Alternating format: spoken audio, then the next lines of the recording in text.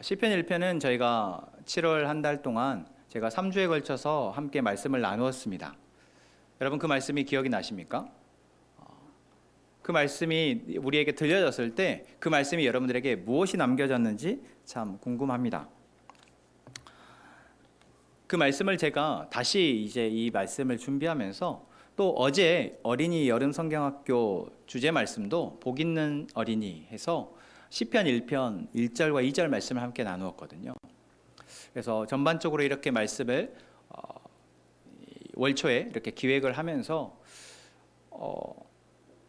우리가 오늘을 살아가는데 무슨 힘으로 살아가는가 라고 생각할 때 여러분 무슨 힘으로 살아가세요? 돈의 힘으로 살아가십니까? 아니면 건강의 힘으로 살아가십니까? 여러분 무슨 동력으로 하루를 살아가십니까? 이것저것 떠올릴 것들이 참 많을 텐데 아마 계속해서 생각하다 보면 결국 이것이 답이지 않을까 싶어요. 그게 뭐냐면 바로 사랑의 힘이라는 겁니다. 인간은 사랑의 힘으로 살아가는 것이다 라는 거죠. 그래서 여러분에게 묻고 싶었습니다. 여러분을 사랑해주는 사람이 누구십니까? 한번 생각해 보시죠. 여러분 누가 여러분들을 사랑해주고 있습니까? 딱 한 명, 두 명, 세 명 떠올려지시죠? 여러분들을 나를 누가 사랑해주지? 나를 사랑하는 사람이 누구지? 여러분은 그 한 사람 한 사람의 사랑 때문에 사실 지금 여기에까지 왔고 또 앞으로의 여러분의 시간 또한 그 힘으로, 그 사랑의 힘으로 살아가는 것입니다. 그런데 이 놀라운 기적과 같은 이 힘이 우리에게는 그냥 쉽게 잊혀져 버린다라는 거죠. 분명 우리가 곰곰이 생각해 보면 맞아. 그 사람의 사랑의 힘으로 누군가의 사랑의 힘으로 내가 이렇게 살아가는 거구나라는 것들을 어렵게 답을 찾아간다라는 것입니다. 심지어는 지금 누군가의 사랑을 한없이 받고 있지만 그 사랑이 사랑으로 다가오지 않고 느껴지지 못한 채 살아가는 사람 또한 참 많은 것 같습니다. 제가 이번 여름 그 청소년 캠프에 가서 둘째 날 저녁에 말씀을 전하시는 목사님도 이러한 이야기를 하시더라고요. 지금 청소년, 중학생, 고등학생 아이들에게 설문, 여론조사나 이런 것들을 했을 때 아이들이 정말 힘겨워한다라는 겁니다. 자기들이 삶에 대한 어떤 소망이나 희망이 없이 살아간다라는 거예요. 어떻게 행복할까라고 했을 때 이 아이들이 성공하면 행복할 거다라고 대부분이 성공하면 행복할 거라고 생각을 한답니다. 특히 우리나라 청소년들은. 그런데 반면에 서양의 청소년들은 행복하면 성공할 것이다 라고 생각한대요. 여러분 그 차이를 아시겠습니까? 저도 그 목사님의 말씀을 들으면서 그 차이가 너무나 크구나 라는 생각을 했어요. 근데 이 사실 너무나도 단순하고 명확한 진리가 지금 우리 청소년들에게는 청소년뿐만 아니라 지금 이 시대를 살아가는 우리나라의 많은 사람들에게는 뒤바뀌어 있다라는 것이죠. 성공하면 행복할 것이다 라고 생각한다라는 겁니다. 돈을 많이 벌면 행복할 것이다 라고 생각하고 그걸 한다라는 것이죠. 어른들이 그렇게 생각하니 당연히 아이들도 그렇게 생각하겠죠. 여러분은 어떻게 생각하십니까? 그러한 세태, 그러한 정신을, 그러한 마음을 가지고 그런 가치를 가지고 살아가는 수많은 사람들이 지금 살아가다 보니 우리는 자꾸만 내가 사랑의 힘으로 살아가는 존재라는 것을 잊게 된다라는 것입니다. 당장 내게 돈이 들어오지 않으면, 당장 누군가 나에게 돈을 주지 않으면, 당장 누군가 나를 높은 곳으로 올려주지 않으면, 내가 원하는 무언가를 갖도록 도와주지 않으면 그걸 사랑이라고 생각하지 않고 정말 하루하루 사소하게 내게 주어지는 그러한 사랑들은 사랑이 아니라고 생각하고 하루를 살아간다라는 것이죠. 여러분, 오늘 말씀을 시간을 통해서 다시 한번 우리가 돌이키기 원합니다. 여러분, 우리는 무엇으로 살아간다고요? 사랑의 힘으로 살아갑니다. 그 사랑이 내 옆에 있는 나의 가족의 사랑일 수도 있고요. 사실 나를 전혀 모르는, 내가 잘 모르는 누군가의 사랑일 수도 있습니다. 누구의 사랑이든 여러분, 우리가 그 사랑을 알고 있을 때 그 사랑이 우리를 오늘을 살아가는데 더 힘을 나게 할 것입니다. 사람에게서 주어지는 사랑 참 제한적이죠. 정말 사랑해서 결혼한다고 말하는 부부 간의 사랑 또한 참 보잘것없어 보일 때, 이거 별거 아니구나 라고 생각될 때가 참 많습니다. 그리고 부모의 자녀를 향한 사랑 또한 정말 대단한 것 같지만 그 사랑 또한 참 제한적이고 어리석을 때도 참 많습니다. 그렇게 우리가 삶을 살아가다 보니 어쩌면 그 사랑의 가치에 대해서 더 무감각해지는 것일지도 모르겠어요. 여러분, 제가 처음에 질문을 드렸습니다. 여러분, 누군가의 사랑을 받고 계십니까? 누가 여러분을 사랑하고 있습니까? 여러분은 그 사랑을 어떻게 알게 되셨습니까? 그리고 그 사랑을 여러분은 계속해서 저 사람이 나를 사랑해주고 있구나 생각하며 그것에 감사하며 살아가고 있습니까? 저도 이 말씀을 준비하면서 인간은 이 사랑이라는 것을 참 쉽게 소비해버리는구나. 내게 주어진 이 사랑이라는 놀라운 힘을 쉽게 우리는 흘려버리는구나 라고 생각하게 되었어요. 저부터도. 그래서 이 말씀을 보면서 우리가 성경 속에서 하나님이 우리를 사랑하신다고 말씀하시고 그 하나님의 사랑이 이스라엘이라는 하나의 민족을 통해서 우리에게 하나의 어떤 예로서 잘 보여지고 있는데, 그 이스라엘 향한 하나님의 그 사랑이 어떻습니까? 변함이 없고 계속해서 이어지는데도 불구하고 그 사랑을 받는 이스라엘 백성은 계속해서 그 사랑에서 벗어나잖아요. 그 사랑을 잃어버리고 그 사랑을 배신하지 않습니까? 인간이라는 존재가 이처럼 이 사랑이라는 힘이 나에게 너무나도 필요하고 이 사랑의 힘으로 살아감에도 불구하고 정작 이 사랑의 힘을 쉽게 소멸해버리는구나. 잃어버리고 또 다른 사랑을 갈구하며 살아가는구나. 여러분, 어떠십니까? 지난 한 주의 여러분의 삶을 한번 돌아보시죠. 여러분은 어떠한 사랑의 힘으로, 그 사랑의 힘을, 그 사랑의 에너지가 여러분들에게 얼마만큼이나 느껴지고 그 사랑의 힘을 고백하며 살아오셨습니까?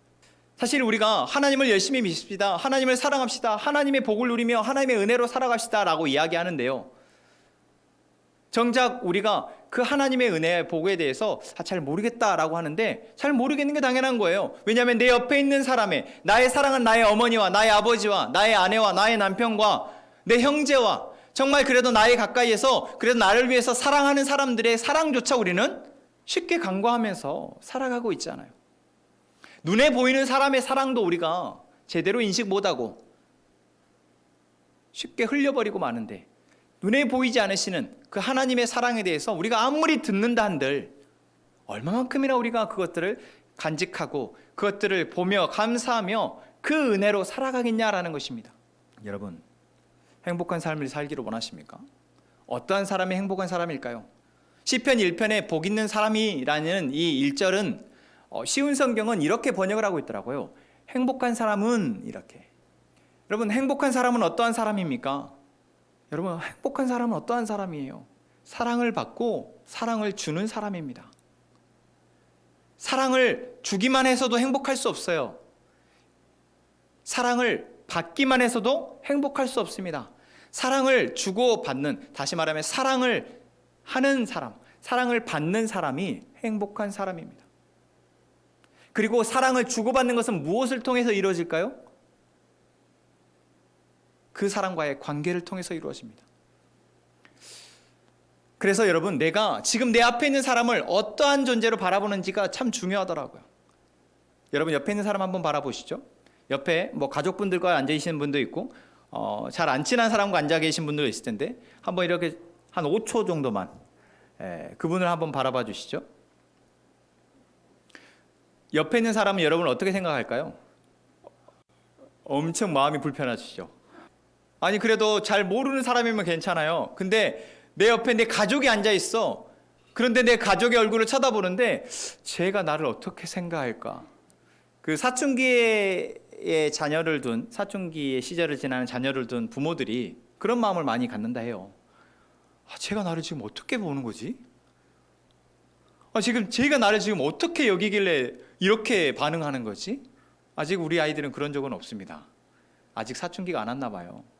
나는 아낌없이 태어났을 때부터 지금까지 아낌없이 사랑을 주면서 그래도 어릴 때는 내가 준 사랑만큼 그래도 뭔가 환해 웃어주고 내 말을 잘 따라주는 아이들의 모습을 보면서 제가 그래도 나를 사랑하는구나 생각하는데 이 사춘기의 어느 시점에 갑자기 이 아이가 나를 바라보는 눈빛이 차가워지는 거예요. 내가 무슨 말 한마디 했다고 그 눈빛이 뭔가 나를 공격하는 것거나 나를 무시하는 듯한 그런 눈빛을 나를 쳐다볼 때 여러분 어떤 마음이 들겠어요? 분명 며칠 전까지 아니 어제까지도 쟤가 나를 사랑하는구나 라고 생각이 들었던 관계가 하루아침에 갑자기 변하니 이 당황되는 부모의 마음. 그러니 어떻게 합니까? 나도 덩달아 사랑의 말이 아니라 감정의 말을 쏟아내게 되는 것이죠. 여러분 이처럼 사랑은 관계 안에서 이루어집니다. 저 사람과 나와의 관계 속에서 이루어지는 거예요. 그리고 그 관계는 보통 무엇으로 드러납니까? 말을 어떻게 듣고 행하느냐에 따라 드러납니다. 내가 무언가 말을 했는데 그 사람이 나의 말을 어떻게 받아들이느냐, 또는 그 사람이 나에게 무언가 말을 했는데 내가 그 사람의 말이 어떻게 여겨지느냐. 제가 누군가와 대화를 나눌 때 정말 숨이 턱턱 막힐 때가 있어요. 언제 그럴까요? 내가 뭔 말을 하는데 저 사람은 내 말을 아예 방어막 치는 것처럼 아예 듣지도 않는 거예요. 분명히 귀로는 듣고 있는데 내가 무슨 말을 하들 반응이 없어요. 그럼 어떻습니까? 숨이 턱턱 막힙니다. 여러분 그런 상황 속에서 저 사람이 나를 사랑한다고 여길 수 있겠습니까? 내가 저 사람을 계속해서 사랑할 수 있을까요? 쉽지 않은 일입니다. 여러분 우리가 하루를 인생을 살아가면서 참 많은 인간관계를 맺고 살아가지 않습니까? 여러분의 한 주 동안 만나는 그 인간관계, 보통 한 주 안에 규칙적으로 여러분들이 사람들을 대부분 만나니까, 그럼 그 인간관계 가운데 있는 사람들 가운데 여러분들은 얼마만큼 사랑의 관계, 또는 사랑까지는 아니더라도 신뢰의 관계, 아니 그 정도는 아닐지라도 그래도 대화를 주고받으며 호감의 관계 정도, 이 세 가지의 관계에 있는 사람들이 여러분 어느 정도의 비중이 되십니까? 만약에 여러분의 한 주 동안 만났던 사람이 한 10명, 정말 적게 만나는 거겠죠? 좀 많이 만나는 사람은 한 100명 정도 만난다 합시다. 그럼 그 중에서 몇 명이나 사랑의 관계 대화를 나누시고 만남을 하시며 신뢰의 관계 그리고 호감의 관계, 적어도 나를 싫어하지 않고 그래도 나와 대화를 나눌 정도의 그런 관계의 사람이 있으십니까? 만약 이 비율이 정말 적을수록 우리는 어떨까요? 그 한 주는, 그 사람의 하루는, 그 사람의 삶은 어떨까요? 정말 힘들 것입니다.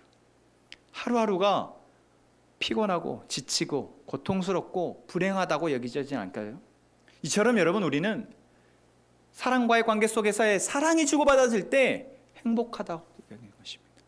하나님이 우리를 행복하도록 하시기 위해서, 제가 조금 전 예배를 시작하면서 여러분들과 함께 말씀을 읽었던 신명기 10장의 말씀에 하나님이 말씀하시는 거예요. 신명기 10장 말씀에 하나님이 뭐라고 말씀하십니까? 이스라엘아, 내 하나님 여호와께서 내게 요구하는 것이 무엇이냐? 곧 내 하나님 여호와를 경외하여 그의 모든 도를 행하고 그를 사랑하며 마음을 다하고 뜻을 다하여 내 하나님 여호와를 섬기고 내가 오늘 내 행복을 위하여 내게 명하는 여호와의 명령과 규례를 지킬 것이 아니냐. 뭐라고 얘기했어요? 내 행복을 위하여서, 너가 행복하도록 하기 위해서 내가 너에게 명한 그 말씀들을 너희가 잘 지켜 행하면 내가 너희에게 요구하는 거 그것 딱 하나인데 그것도 너희의 행복을 위해서 너에게 말하고 있는 거야. 여러분 그렇잖아요. 부모가 자녀에게 무언가를 말을 합니다. 그 말을 하는 것이 너 이거 한번 죽어봐라. 너 좀 힘들어봐라 하면서 여러분 부모가 자녀에게 그런 말을 한다면 그게 사랑입니까? 아니겠죠. 내가 내 자녀에게 뭔가 말을 한다면 그것은 내 자녀를 사랑해서 하는 말입니다. 그리고 내가 사랑해서 하는 그 말을 내 자녀가 듣고 그 말을 따라주면, 그 말에 순종하면 그 관계는, 부모와 자녀의 관계는 계속해서 사랑의 힘을, 사랑의 에너지를 주고받는 관계가 되어지겠죠. 하나님의 말씀이 바로 이런 것입니다.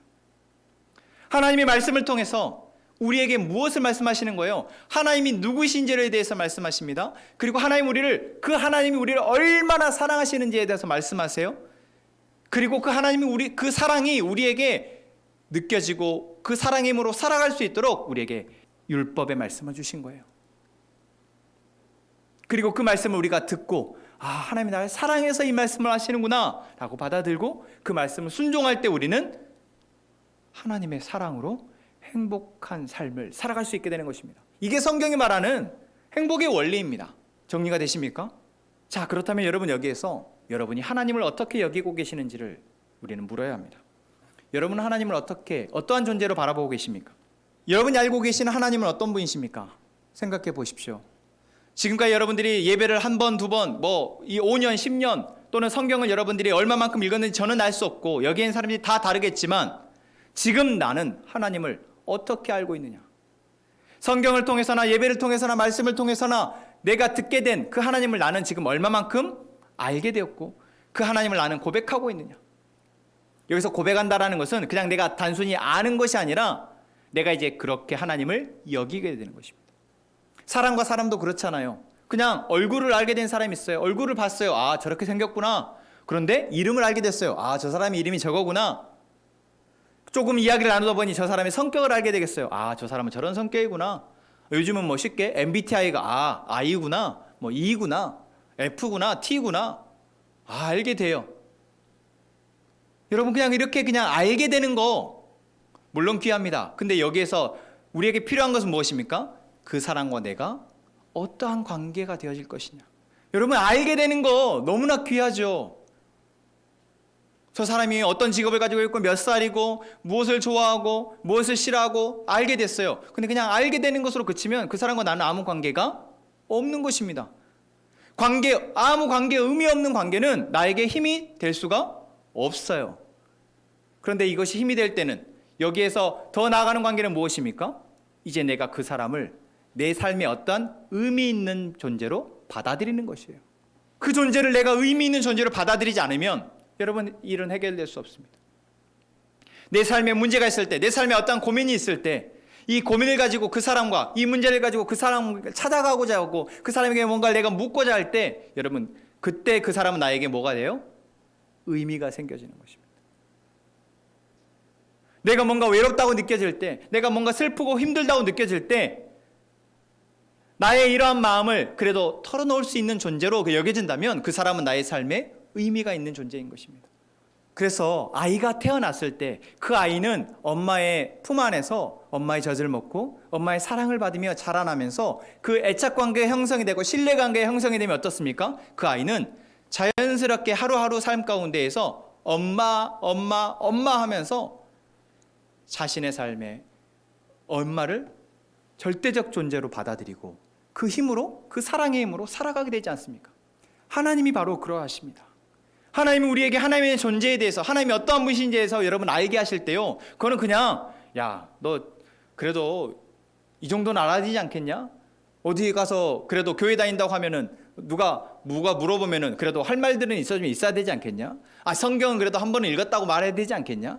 성경에서 하나님이 어떤 분인지, 그래도 아브라함 얘기하면 저 아브라함 알아요. 이스라엘 백성, 저 이스라엘 백성 알아요. 이런 이야기하면 그래도 알아야 되지 않겠냐? 여러분, 그러려고 하나님이 우리에게 말씀하고 계십니까? 그러려고 하나님이 성경을 통해서 우리에게 하나님이 어떤 분이신지를 보여주고 계시나요? 아닙니다. 하나님은 우리가 하나님을 알게 되어지고 그 하나님을 나의 삶의 중요한 존재로, 하나님밖에, 주님밖에 없습니다 라는 고백을 하게 될 때까지 우리를 사랑하시기로 작정하시고 우리와 함께 하시는 것입니다. 그래서 우리가 찬양을 할 때, 여러분 조금 전에 저희가 함께 찬양을 했습니다. 그럼에도 불구하고 날 사랑하시는 하나님의 사랑은 모든 걸 덮고, 이렇게 찬양을 해요. 여러분, 찬양을 할 때 여러분의 입술을 열어서 고백할 때 그때 여러분에게 하나님은 어떠한 존재이세요? 한마디 한마디 그 찬양의 고백을 여러분들이 우리가 고백할 때 아무 의미 없는 존재, 그냥 누가 노래 가르쳐줘서 누가 이렇게 노래 부르라고 하니까 부르는 노래는, 그렇게 고백되어지는 찬양은 고백이 아니죠.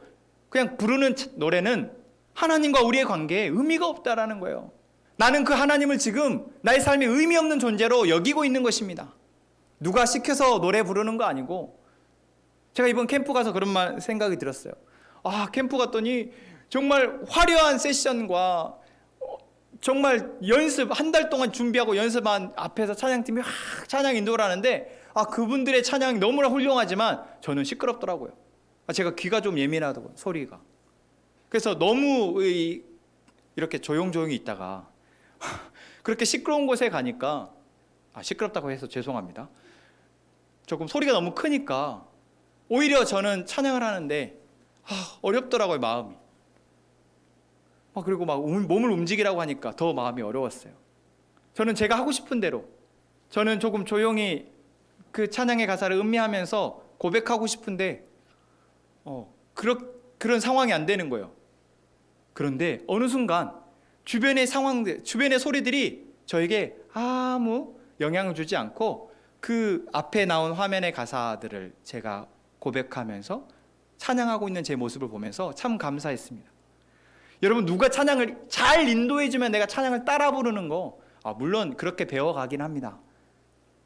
하지만 정말 하나님이 나의 삶에 의미가 있다면, 누가 인도하든, 누가 뭘 어떻게 반주를 잘 해주든, 어떠한 상황에서든 여러분, 나의 입술에서, 나의 마음으로 하나님을 고백하게 되는 것입니다.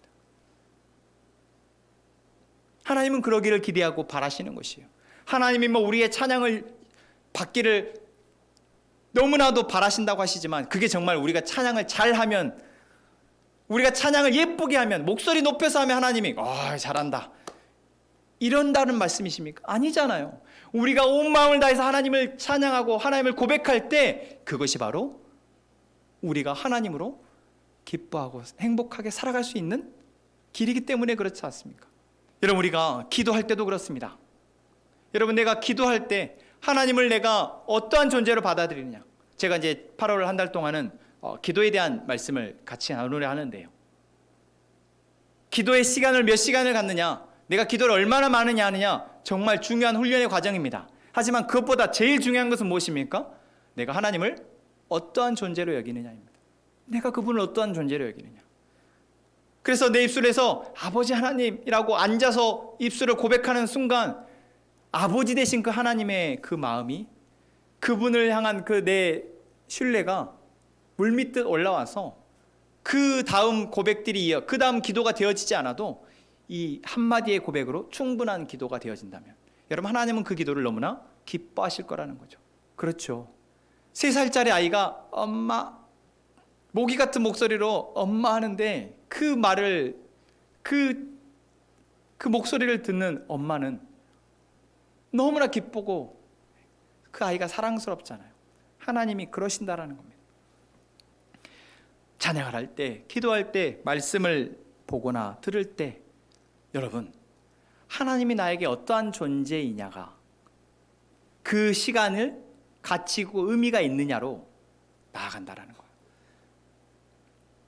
여러분, 이것은 어려운 문제가 아닙니다. 지금 내가 하나님을 어떠한 존재로 여기느냐, 여러분, 복잡하고 어려운 문제입니까? 성경을 많이 알아야 하는 문제입니까? 그렇지 않습니다. 여러분, 세상을 만드신 분이 하나님이십니다. 제가 선포했습니다. 여러분들은 그 선포된 말씀에 대해서 여러분들이 하나님이 세상을 만드신 분이시구나? 그렇다고? 이것을 내 안에서 곱씹어보며 그 하나님이 세상을 만드신 존재로 내가 믿어질 때, 여러분, 그것이 의미가 있는, 이후로 계속해서 하나님이 나에게 어떠한 분이신지 하나님은 말씀하시고, 우리는 그 말씀하신 것을 들을 때마다 우리 안에 놀랍도록 풍성한 하나님의 풍성한 그 사랑이 우리 안에 심어지는 것입니다. 복음서 말씀에서 예수님이 사역을 시작하시고 제자들을 만나십니다. 제자들을 부르시고 그 제자들과 함께 이제 사람들 사이에서 하나님의 나라를 드러내시고 선포하시고 보여주십니다. 여러분, 그러할 때 유대교의 전통에 있던 그 사람들이 예수님을 처음 만날 때, 예수님에 대한 소문을 듣고 예수님을 찾아갈 때 뭐라고 부르는지 아십니까? 랍비여라고 부릅니다. 유대교에서의 랍비는 선생님입니다. 말씀을 가르쳐주는 선생님이고, 어떤 종교적 권위를 갖고 자신들의 어떤 문제를 아뢰었을 때 문제에 대한 어떤 답을, 지혜로운 답을 줄 수 있는 그러한 존재가 바로 랍비, 선생님이죠. 처음 예수님에 대한 소문을 듣고 예수님을 찾아왔던 사람들이 먼저 고백했던 것이 바로 랍비여, 선생님이여 였습니다. 그러니까 그들에게 예수님은 분명 하나님이신 분이시지만 선생님 정도의 의미로 그들은 자신들의 문제를 가지고 찾아갔다라는 거예요. 그렇게 예수님을 찾아갔던 그들이 예수님을 만나서 예수님을 통해서 삶의 구원을 맛보게 되어졌을 때 그들은 뭐라고 고백하게 됩니까? 나의 주, 나의 주. 이제 그 예수님을 메시아, 구원자로 만나게 되는 것입니다. 여러분, 지금 우리 안에 하나님에 대해서, 예수님에 대해서 우리가 어떻게 여기는지 너무나 중요합니다. 심지어 예수님을 선생님이라조차 여기지 않고 예수님의 말씀을 선생님의 어떤 이 시대에 뛰어난 지혜와 지식을 갖춘 분의 이야기로조차 인식하지 않고 예수님의 말씀을, 하나님의 말씀을 귀하게 여기지 않는 사람들이 교회 안에 참 많은 것 같습니다. 자기 힘으로 잘 살만하다라는 거죠. 내가 내 힘으로 살만하다 생각하니 이 시대의 뛰어난 선생님으로 우리를 만나주실 수 있는 예수님에 대해서, 그분의 말씀에 대해서 우리가 가치 없게 여기는 거 아니겠습니까? 나 공부 잘했고, 나 직장 잘 번듯하게 했고, 나 지금 살만해. 그런데 나는 교회는 다녀. 나는 말씀 안 봐도 괜찮던데, 내 일주일 살고 내가 돈 버는데 말씀 안 보고 아무 영향 없던데. 여러분, 이게 우리의 모습이 되지 않기를 원합니다. 아까 말씀드렸잖아요. 인간은 내게 주어지는 그 말할 수 없는 그 사랑에 대해서 쉽게 망각하고 쉽게 흘려버린다고요. 하나님 우리를 그 사랑하시는 그 사랑이 태초부터 지금까지, 아니 영원까지 있을 터인데 그 사랑에 대해서 우리는 너무나 무감각하게 그냥 흘려버리고, 그분이 하시는 말씀에 대해서, 그분이 우리에게 선물하시는 말씀에 대해서 너무 의미 없이 여기고, 귀하게 여기지 않고, 중요하게 여기지 않고, 우선순위에서 쫙 뒤로 밀어놓고 자기가 살고자 하는 대로 살아가고 있다는 것입니다. 여러분, 그러면서 어떻게 우리가 하나님으로 행복하기를 원한다고 할 수 있습니까? 그럴 거면 차라리 그냥 나는 내 행복을 내 스스로 찾겠다라고 해야 합니다. 삶의 어려움이나 위기의 순간에 여러분, 누구를 찾습니까? 내 삶의 선택의 순간에 우리는 어떠한 삶의 기준을 들어서 그 선택을 하게 됩니까?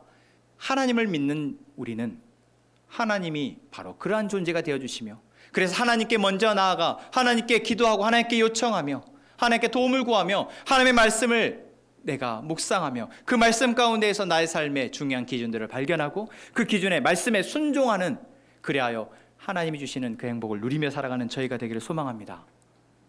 여러분, 하나님이 우리를 사랑하십니다. 하나님 우리를 사랑하십니다. 그 하나님의 사랑으로 지금까지 우리는 살아온 것입니다. 내가 내 힘으로 살아간 것 같지만 하나님의 사랑이 아니고서는, 하나님의 은혜가 아니고서는 우리는 살아갈 수 없었습니다. 이것을 잊지 않는 저희가 되기를 원합니다. 그리고 여러분, 옆에 있는 사람들의 사랑이 아니라면, 여러분 옆에 있는 가족들의 사랑이 아니라면, 비록 그 사람이 내 마음에 지금 조금 들지 않고 내 말에 좀 툭툭대고 좀 짜증 섞인 말을 할지라도 우리 안에 하나님의 사랑이 회복된다면, 여러분, 그 사람과의 사랑의 관계를 통해서 내가 오늘 행복하게 살아갈 수 있음 또한 잊지 않으셨으면 좋겠습니다. 여러분, 그래서 우리는 하나님을 사랑하는 것을 결코 놓치지 않고, 두 번째, 나와 함께 살아가게 하신 사람들을 사랑하는 것을 포기하지 않는 저희가 되기를 원합니다. 그러한 사람이 행복한 사람입니다. 그리고 다른 누구의 말보다도 나를 사랑해주는 사람의 말에 귀 기울여 들을 수 있는 저희가 되기를 소망합니다. 제가 어제 우리 아이들에게 그 말을 했거든요. 우리가 행복한 사람이 되려면 나를 사랑해주는 사람의 말을 들어야 한다는 거예요. 시편 1편에 뭐라고 얘기하고 있습니까? 악인들은, 죄인들은 오만한 사람들은, 그 사람들은 누구예요? 나를 사랑하지 않는 사람들입니다. 나와 관계없는 사람일 수도 있고요, 나를 이용하려 하는 사람들일 수도 있습니다. 여러분, 그러한 사람들이 우리에게 무언가 말을 할 때 그 말이 내게는 혹해 보이고 정말 좋아 보이고 저 말을 따르면은 뭔가 있을 것 같고 더 좋아질 것 같은 마음이 들 때가 있지만, 여러분 그때 멈추고 생각을 멈추고 한 가지만 물어봤으면 좋겠습니다. 저 사람이 나를 사랑하는 사람인가? 저 사람이 나를 사랑하는 사람인가? 여러분, 그 사람이 나를 사랑하는 사람이 아니라면 당장 그 말을 따라서 내가 몸을 움직이고 반응하기 전에 잠깐 멈출 수 있는 저희가 되기를 원합니다. 그리고 나를 사랑해 주시는 존재, 바로 하나님께 그것을 묻고 하나님의 뜻을 따라 나아가는 저희가 되기를 소망합니다. 그리고 내 가까이에서 나를 사랑하는 존재, 그리고 나를 사랑을 애쓰는 존재를 귀하게 여기고 그 사람에게 의견을 묻고 어떻게 하면 좋겠어? 의견을 묻고 그 사람과의 대화를 통해서 내 삶의 방향을 또 찾아가는 저희가 되기를 원합니다. 물론 나를 사랑해주는 존재가 답을 잠깐 잘못 내릴 수도 있어요. 그 답을 잘 모를 수도 있습니다. 하지만 그 사랑의 관계를 계속해서 지속해 나가는 것이, 조금 돌아가더라도, 잠깐 후퇴하더라도, 잠깐 주저앉더라도 그 사람과의 사랑의 관계를 계속해서 내가 지켜가는 것이 행복한 삶을 살아가는 방법입니다. 하나님의 말씀을 통해서 우리에게 이야기하시고 계시는 거예요. 하나님은 바로 그러한 사람의 길을 지지하시고 인정하시고 응원하십니다. 이 방법이 아닌 다른 편법이나 좀 더 빠른 방법을 찾아가는 것, 여러분 그것이 바로 가장 위험한 길이며, 성경에서 오늘 말씀에서 뭐라고 얘기하고 있습니까? 그 길은 여호와께서 망하게 하신다라고 말씀하십니다. 여러분, 하나님이 여러분에게 어떤 존재이십니까? 하나님이 여러분을 사랑하신다라는 것을 여러분들은 믿으십니까? 하나님 우리를 사랑하시는 그 사랑을 여러분 우리는 날마다 고백할 수 있게 되기를 소원합니다. 그 사랑이 나를 움직여가는 그 놀라운 기적들을 우리가 보면서 내가 이래서 행복합니다. 제가 이래서 기쁩니다. 나의 기쁨을 당신에게 나누고 싶습니다. 이렇게 하나님의 사랑을 또한 나눠주는 저희가 되기를 소망합니다. 오늘 말씀을 다시 한번 생각하면서 여러분, 나에게 하나님이 어떠한 존재인지를 한번 기록해 보십시오. 제가 여러분들에게 기록하라고 시간을 드리고 공간을 드리는 이유는 의미 없이 드리는 거 아닙니다. 여러분들이 지금 제가 이렇게 질문하고 뭔가를 던질 때 생각하지 않으면 여러분은 또 일주일을 그냥 허비한 걸 수도 있습니다. 하나님이 지금 저를 통해서 우리에게 다시 하나님의 사랑을 회복하고 하나님의 사랑으로 살아갈 수 있는 기회를 주시는 것이라고 생각하시고, 여러분, 저희가 여러분들에게 드리는 그 질문을 진지하게 생각하시고 한번 적어보십시오. 나는 어떻게 행복을 원하는 사람인지, 나는 행복한 사람인지, 나는 하나님을 어떻게 여기고 그 하나님을 예배하고 기도하고 찬양하고 있는지, 나의 삶의 어려움과 문제 가운데에서, 위기의 순간 가운데서 하나님은 어떠한 존재셨는지, 이 시간 지난 우리를 돌아보고 이제 앞으로 내가 어떻게 하나님의 사랑으로 살아갈지 하나님 앞에 도움을 구하고 결단하는 것들을 빈 공간에다가 적어보시는 이 시간 되셨으면 좋겠습니다.